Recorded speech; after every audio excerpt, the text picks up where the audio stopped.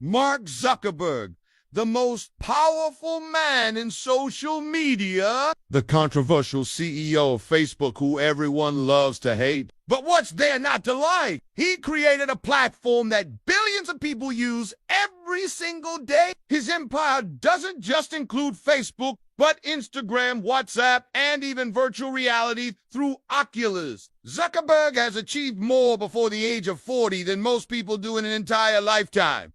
So how exactly did he do it? How did someone straight out of Harvard go from zero to hero? Let's find out. Mark Elliott Zuckerberg was born in Dobbs Ferry, New York on May 14, 1984. His father, Edward, worked as a dentist while his mother, Karen, was a psychiatrist. Mark had two sisters, both of whom were older than him. They would often tease him because of his weight, which made Mark feel very insecure growing up. And this insecurity would follow him into adulthood. Zuckerberg was an intelligent kid from a very young age. At age 10, he taught himself how to program by reading a computer science book. At 12, he developed an interest in classical music after getting an Atari Punk console. And at 13, he was already trying to start his first business by selling pizza door to door. He wasn't your typical middle schooler. When Mark was 14, his father bought him a computer, and that was when everything changed. By the time he was 16, he had become an expert in Microsoft Office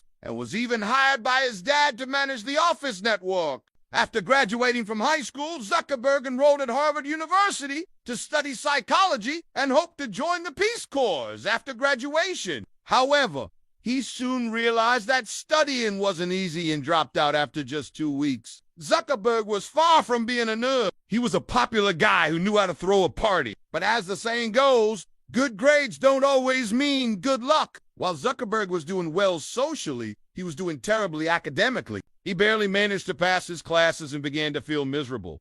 He soon became depressed and began missing classes. He started going to frat parties every night to take his mind off things, which only made his grades drop further. Then, one fateful night, he met this girl named Erica and asked her out. She turned him down, saying she didn't date nerds. That was the wake-up call Zuckerberg needed. He realized that he was wasting his life away and needed to change something. That's when he decided to transfer to a different university where he could focus on academics rather than partying. At the beginning of his second semester at college, Zuckerberg registered for a class called Introduction to Computer Science. He had no idea that this class would change his life forever. It was taught by a professor named Harry Shapiro, who was considered the best teacher on campus. By the end of the class, Zuckerberg had fallen in love with programming. He joined a group called the Harvard Connection, which helped students get connected with each other. The group gave him the idea of FaceMash, a website that would allow students to rate the hotness of their peers. He used stolen Facebook photos and created an algorithm to match students with similar interests. It went viral within the university and soon racked up over 20,000 users.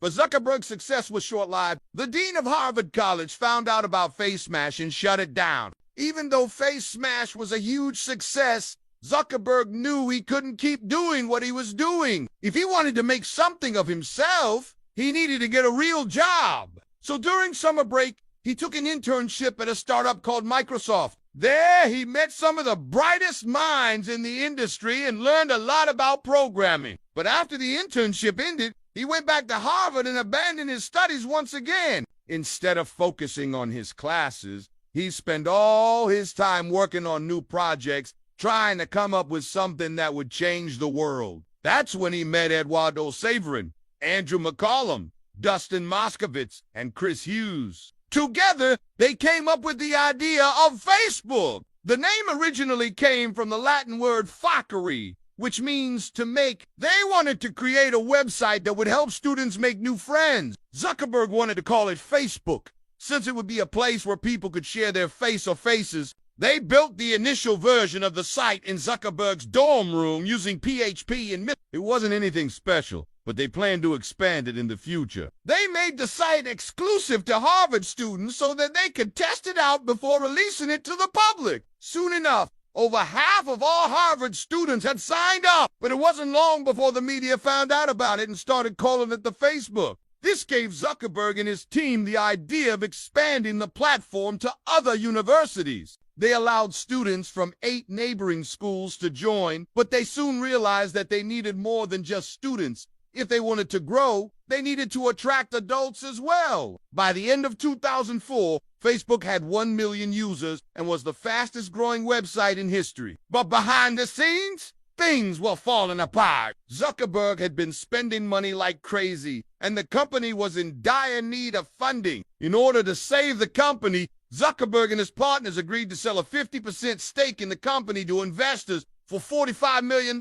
The investment gave them enough money to keep the lights on, but it also brought a lot of problems. Investors started pressuring Zuckerberg to make the site more profitable. But he didn't know how to do that, so he turned to Sheryl Sandberg, the CFO of Google, for help. Sandberg was impressed by the site and agreed to join Facebook as coup. She helped Zuckerberg implement changes that made the site more profitable. In 2007, Facebook introduced advertising, which turned out to be extremely profitable. A year later, Facebook opened up to the general public and gained 100 million users in record time. But this rapid growth came with its own set of problems. As the user base grew, so did the number of complaints. People started complaining about their data being shared without their consent, and fake profiles being created in it. The Cambridge Analytica scandal made headlines around the world. Millions of Facebook users had their data stolen and used against them. Governments started regulating Facebook more closely, and the public started hating Zuckerberg. But none of this mattered to Facebook's bottom line. The company continued to grow and eventually became a $1 trillion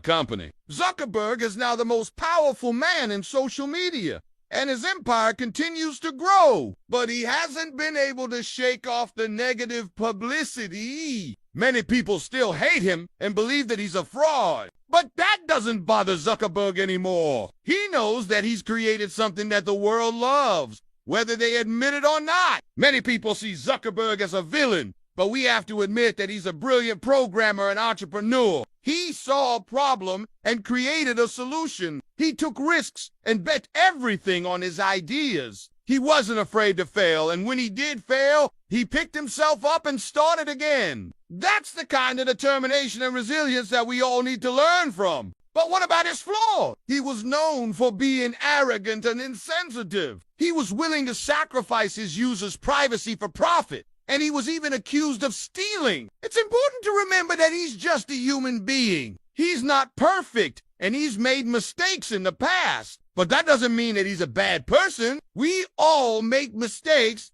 and it's up to us to learn from them and move on. So what can we learn from the story of Mark Zuckerberg? Well, firstly, we need to embrace change. Change can be scary, but it's also necessary for growth. Zuckerberg was scared to leave his comfort zone, but he did it anyway, and it paid off. Secondly, we need to take risks. Life is full of risks, and we can't be afraid to take them. Zuckerberg took a big risk when he dropped out of college, but it paid off. Finally, we need to learn from our mistakes. Everyone makes mistakes, but it's up to us to learn from them and move on. Zuckerberg made some mistakes along the way, but he learned from them and became a better person because of it. What do you think about Zuckerberg? Do you love him or hate him? Let us know in the comments below.